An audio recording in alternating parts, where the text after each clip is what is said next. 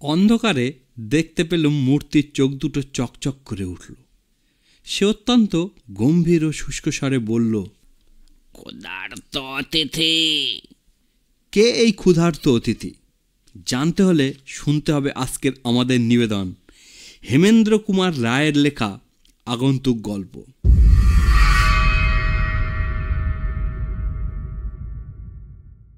আমাদের গ্রামখানি অনেকটা উপদ্বীপের মতো। তার পূর্বে ও উত্তর দিক দিয়ে একটি নদী প্রবাহিত হয়ে পশ্চিম দিকে আরেকটি বড় নদীর ভিতর গিয়ে পড়েছে। পৃথিবীর মাটির সঙ্গে আমাদের গ্রামের অবিচ্ছিন্ন যোগ আছে কেবল দক্ষিণ দিকে, কিন্তু সে যোগটুকু না থাকলেও আমরা হয়তো দুঃখিত হতুম না।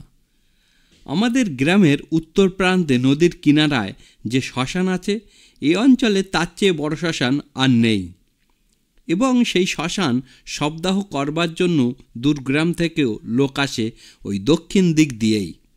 এখানে যে শ্মশানেশ্বর মহাদেব বিরাজ করেছেন, তিনি নাকি অত্যন্ত জাগ্রত দেবতা। যদিও তিনি যে নিদ্রাগত না হয়ে অহরহই জাগ্রত হয়ে আছেন এমন কোনো প্রমাণই আমরা পাইনি, কিন্তু অধিকাংশ লোক সে কথাই বিশ্বাস করে। অতএব দেবতার মহিমায় এখানকার শ্মশানটি পরিণত হয়েছে মহাশ্মশানে। সব যাত্রীদের অস্বাভাবিক ও তীক্ষ্ণ কণ্ঠ থেকে ঘন ঘন হরিবোল ধ্বনি উঠে আমাদের গ্রামের আকাশ বাতাসকে মুখরিত করে তোলে যখন তখন। দিনের বেলায় সেই শোরগোল কোনো রকম সহ্য করা যায়, কিন্তু নিস্তব্ধ গভীর রাত্রে সে চিৎকার অমানসিক হয়ে চতুর্দিকে সৃষ্টি করে কেমন যেন এক অসহনীয় অপার্থিব ভাব। ঘুমন্ত শিশুরা পর্যন্ত ভয় পেয়ে জেগে কোকিয়ে কেঁদে ওঠে। গ্রামখানি পুরোপুরি দ্বীপ হলে এ ঝঞ্ঝাট পোয়াতে হতো না। পল্লীগ্রামের মহাশ্মশানের ভয়াবহ বিভৎসতা কলকাতার বাসিন্দারা ধারণাও আনতে পারেন না। কলকাতার শ্মশানগুলোকে তো বাহির থেকে দেখায় শৌখিন মানুষদের বসতবাড়ির মতো। তাদের ভিতরটাও জীবন্ত জনতার আনাগোনায় ও কণ্ঠস্বরে সর্বদাই শোভিত হতে থাকে। এমনকি সেখানে অমাবস্যা রাত্রির অন্ধতাও ঘুচিয়ে দেয় বহু ইলেকট্রিকের বাতি। কিন্তু পল্লীগ্রামের মহাশ্মশান বড় ভয়াবহ ঠাঁই। নিঝুম রাতে সেখানে পদার্পণ করলে সর্বাঙ্গে জাগ্রত হবে বিভীষিকার রোমাঞ্চ। হলুদ বরণ চাঁদের পাণ্ডু আলো চারিদিকে প্রকাশ করে অস্পষ্টতার রহস্য, এবং তারই সঙ্গে দুটো একটা হ্যারিকেন লণ্ঠন টিমটিম করে জ্বলেও স্পষ্ট করে দেখাতে পারে না কোনো কিছুই।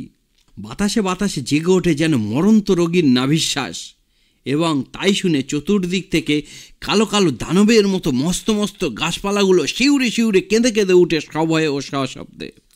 এখানে ছাড়া হয়ে অপচ্ছায়ার মতো নড়াচড়া করে যেসব জ্যান্ত মানুষ, তাদের সংখ্যা এক হাতের আঙুলেই গুনে ফেলা যায়। একটা কি দুটো, কিংবা বড়জোর তিনটে। চিতা দূরে লকলক করে ওঠে ক্রুদ্ধ নরক নাগিনী জ্বলন্ত রক্ত জিহ্বার মতো।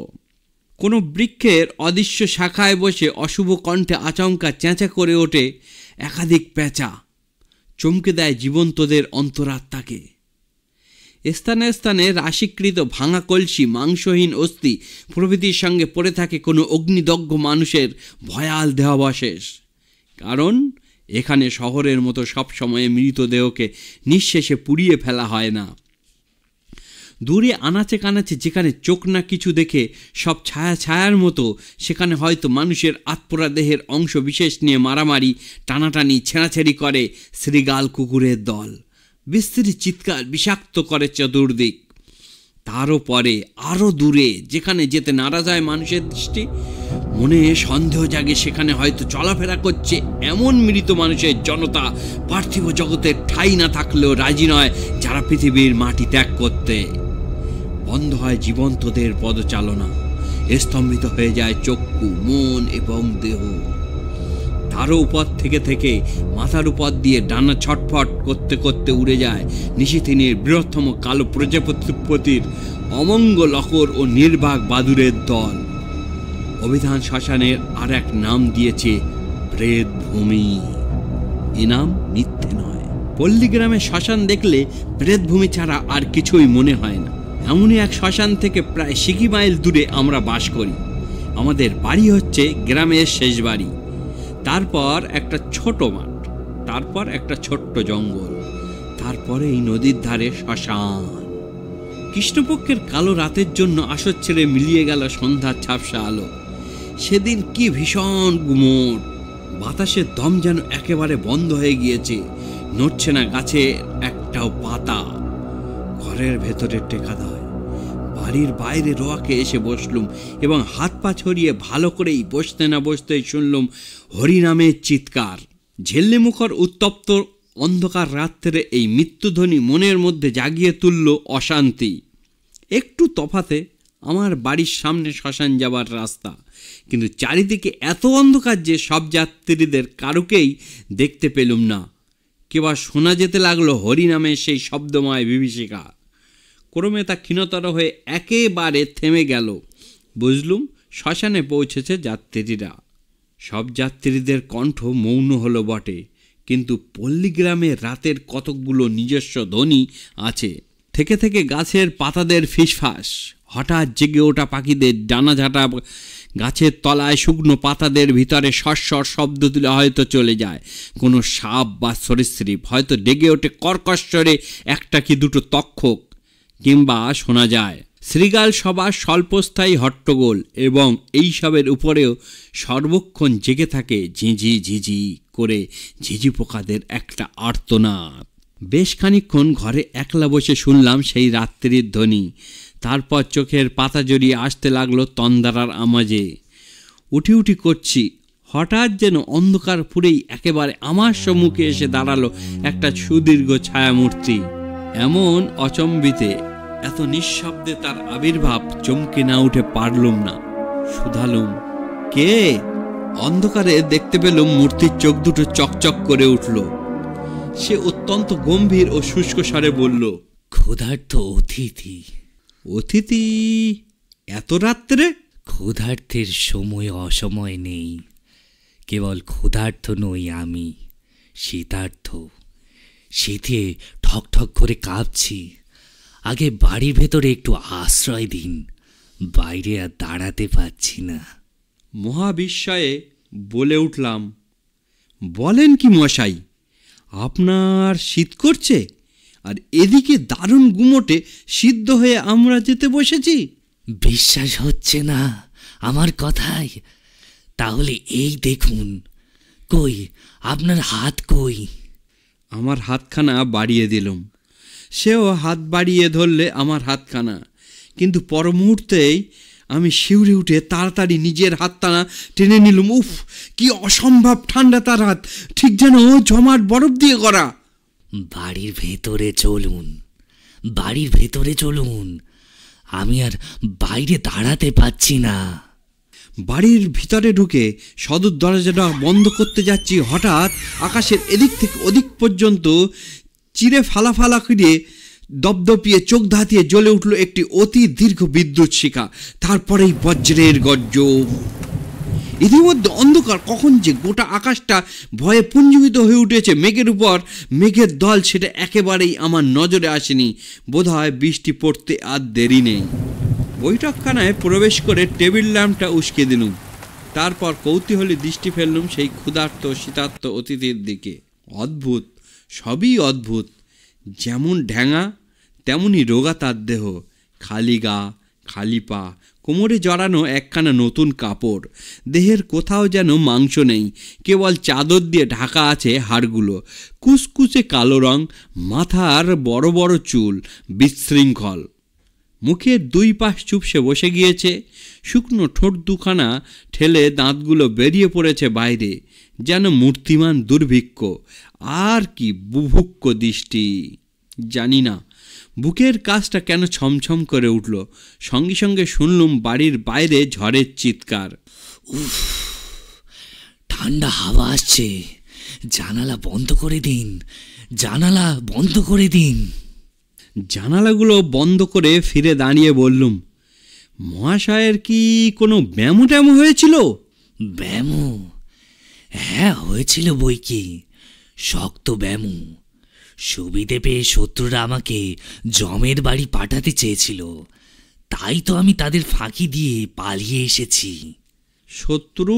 কারা শত্রু আপনার? জাতিশত্রু মশাই, জাতিশত্রু।